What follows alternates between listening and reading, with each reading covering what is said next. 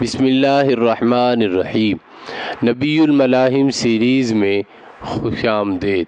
جناب نبی کریم صلی اللہ علیہ وسلم کے جنگی زمانہ کو ڈسکس کرنے کے لیے ہم نے اس سیریز کا آغاز کیا ہے۔ حضور پاک صلی اللہ علیہ وسلم نے اقتدار میں آنے کے بعد، ریاست مدینہ کی بنیاد رکھنے کے بعد، اس ریاست کی توسیع کے لیے، اس ریاست کے وسیع کرنے کے لیے جن افراد کو اپنے ساتھ ملایا اور جن علاقوں کو اس ریاست کا حصہ بنایا، اس کا طریقہ کار کیا تھا؟ صلحاً یا عنوتاً، طاقت سے یا مصالحت سے، کیا طریقہ کار تھا؟ حکمت عملی کیا تھی؟ کیا منصوبہ بندی کار فرما تھی؟ اس پر ہم مختصراً لیکن ایک خاکے کے اندر پرو کر یہ تمام کی تمام معلومات آپ کے سامنے رکھیں گے۔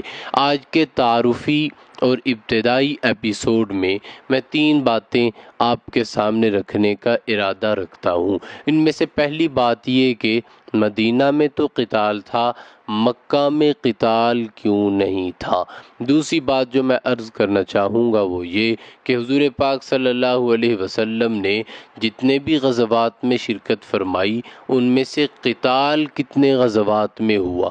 تیسری بات جو میں آپ کے سامنے رکھنا چاہتا ہوں وہ یہ کہ جن غزوات میں قتال ہوا، کم از کم ان غزوات کو ہمیں یاد رکھنا چاہیے، لیکن ان غزوات کو یاد رکھنے کا کوئی کلیہ، کوئی قاعدہ اور کوئی وجہ حسر ہوگی، وہ کیا ہے یہ عرض کروں گا۔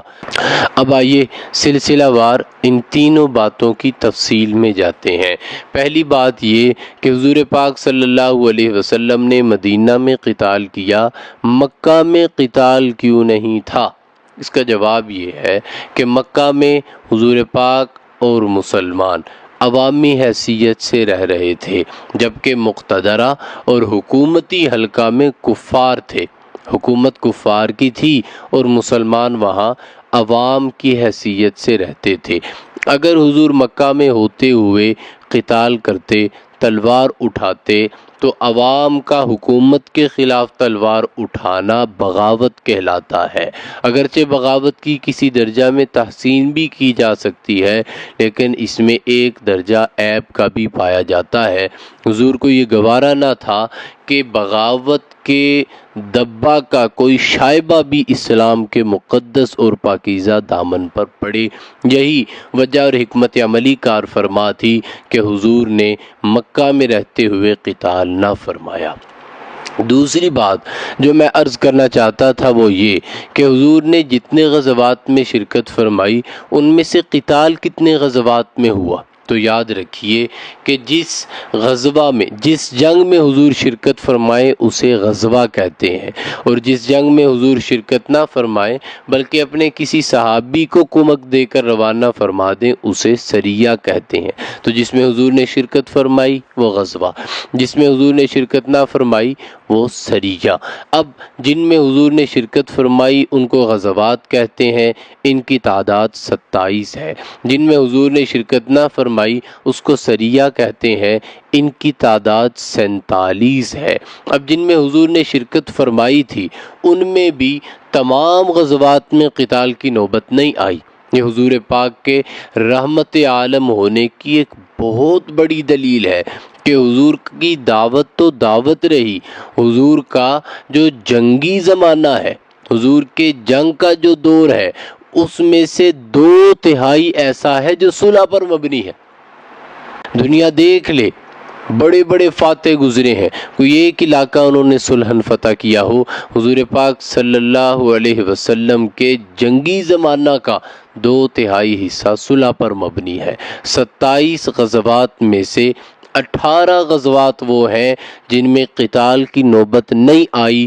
حضور کی رحمت ہر دو عالم کار فرما ہوئی اور حضور نے ایسی حکمت عملی اور ایسی تدبیر اختیار فرمائی کہ ان میں قتال تک نوبت نہ پہنچی، بلکہ صلح و مصالحت سے معاملہ حل ہوا یا کافر میدان چھوڑ کر بھاگ گیا۔ ان 27 غزوات میں سے 9 غزوات ایسے ہیں جن میں قتال تک نوبت پہنچی، تلوار اٹھانا پڑی، مسلمان اور کفار کو دو بدو ہونا پڑا۔